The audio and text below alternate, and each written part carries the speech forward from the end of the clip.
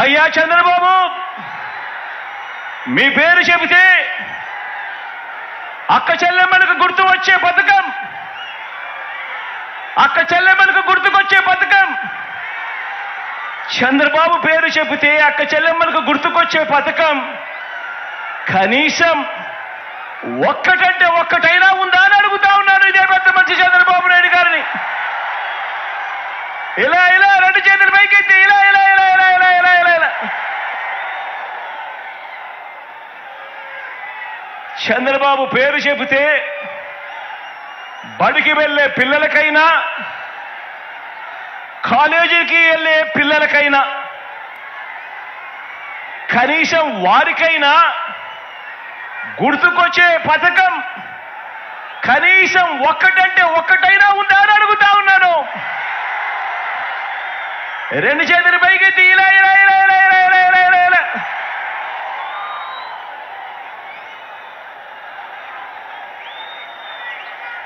పోనీ రైతన్నలకు గుర్తు లేదు, చంద్రబాబు పేరు చెబితే ఒక పథకం. అక్క చెల్లెమ్మలకు గుర్తు రాదు, చంద్రబాబు పేరు చెబితే ఒక పథకం. చదువుకుంటున్న పిల్లలకు గుర్తుకు రాదు, చంద్రబాబు పేరు చెబితే కనీసం ఒక్కటంటే ఒక్క పథకం.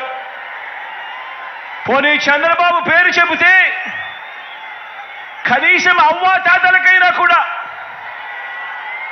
మమ్మల్ని బాగా చూసుకున్నాడు, మా పెన్షన్ మా ఇంటికే పంపాడని చెప్పుకునే పరిస్థితి అయినా కూడా కనీసం ఉందా అని అడుగుతా ఉన్నాను. ఇలా రెండు చేతులు పైకెత్తి ఇలా ఇలా ఇలా ఇలా ఇలా ఇలా ఇలా ఇలా ఇలా ఇలా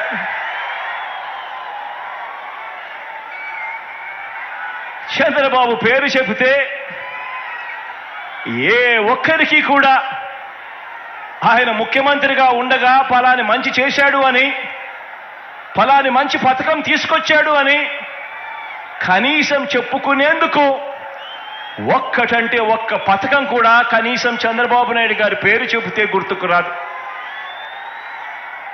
చంద్రబాబు పేరు చెబితే కనీసం ప్రజల ఆరోగ్యం కోసం మీరు చేసిన ఒక్క మంచి పనైనా ఉందా? ప్రజల ఆరోగ్యం కోసం కనీసం మీరు చేసిన ఒక్క మంచి పనైనా ఉందా? ప్రజల ఆరోగ్యం కోసం కనీసం తెచ్చిన ఒక్క స్కీమ్ అయినా ఉందా అని అడుగుతా ఉన్నాను. బాబు పేరు చెబితే రాష్ట్రంలో ఏ ఒక్క గ్రామంలో అయినా ఆ గ్రామం మధ్య నిలబడి, ఆ గ్రామానికి వెళ్ళి ఆ గ్రామం మధ్యలో నిలబడి మీరు ఏర్పాటు చేసిన పరిపాలనా వ్యవస్థ, చంద్రబాబు గారు ఏర్పాటు చేసిన పరిపాలనా వ్యవస్థ కనీసం ఒక్కటంటే ఒక్కటైనా కనిపిస్తుందా అని అడుగుతా ఉన్నా. ఆ గ్రామంలో కనీసం బాగుపడిన స్కూళ్ళైనా ఉన్నాయా అని అడుగుతా ఉన్నాను. ఆ గ్రామంలో కనీసం బాగుపడిన హాస్పిటల్ అయినా ఉన్నాయా అని అడుగుతా ఉన్నాను.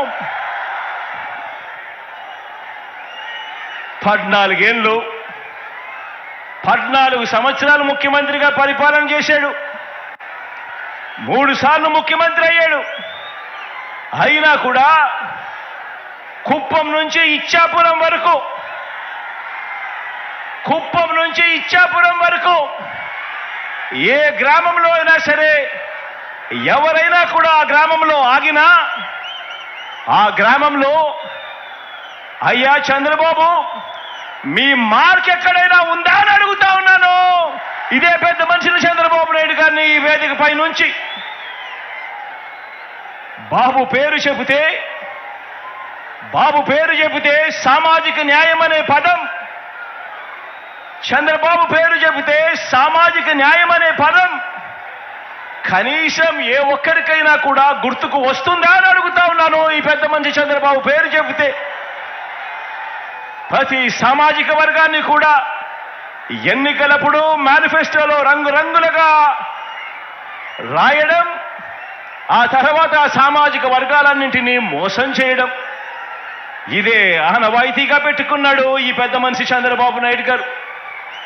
1995 అప్పుడు చూసినా, 1999 పోనీ అప్పుడు చూసినా, లేక 2014 పోనీ అప్పుడు చూసినా కూడా సీఎం అయిన ఇదే పెద్ద మనిషి చంద్రబాబు గారు ఈ 3 సందర్భాలలో కూడా తెలుగుదేశం పార్టీ తరఫున తెలుగుదేశం మేనిఫెస్టో అంటూ ఇచ్చి మీరిచ్చిన మేనిఫెస్టోలో ఏనాడైనా కూడా కనీసం 10% అమలు చేశారా అని అడుగుతా ఉన్నాను ఇదే వేదికపై నుంచి ఇదే పెద్ద మనిషి చంద్రబాబు నాయుడు గారిని.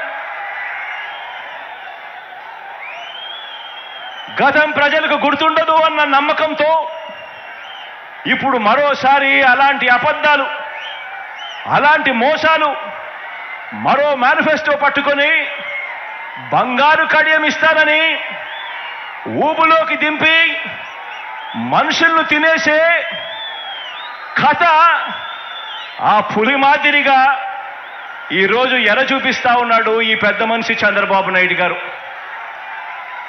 రంగురంగుల మేనిఫెస్టో అంటున్నాడు,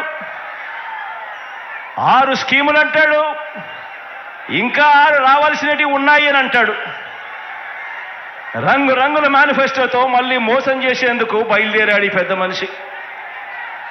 నిజంగా చంద్రబాబు నాయుడు గారి మనస్తత్వం ఎలాంటిది అనంటే చేసేది ఎలాగూ మోసమే కాబట్టి అబద్ధాలు చెప్పేటప్పుడు బాబు దారిద్ర్యం ఎందుకు అన్నది బాబు నైజం. ఎలాగూ చేసేది లేదు, ఎలాగూ చెప్పేది అబద్ధాలు, ఎలాగూ చేసేది మోసమే కాబట్టి ఇక ఎలాగూ మోసమే చేస్తా ఉన్నప్పుడు ఇక నోటికి కట్టడి ఎందుకు, అబద్ధాలు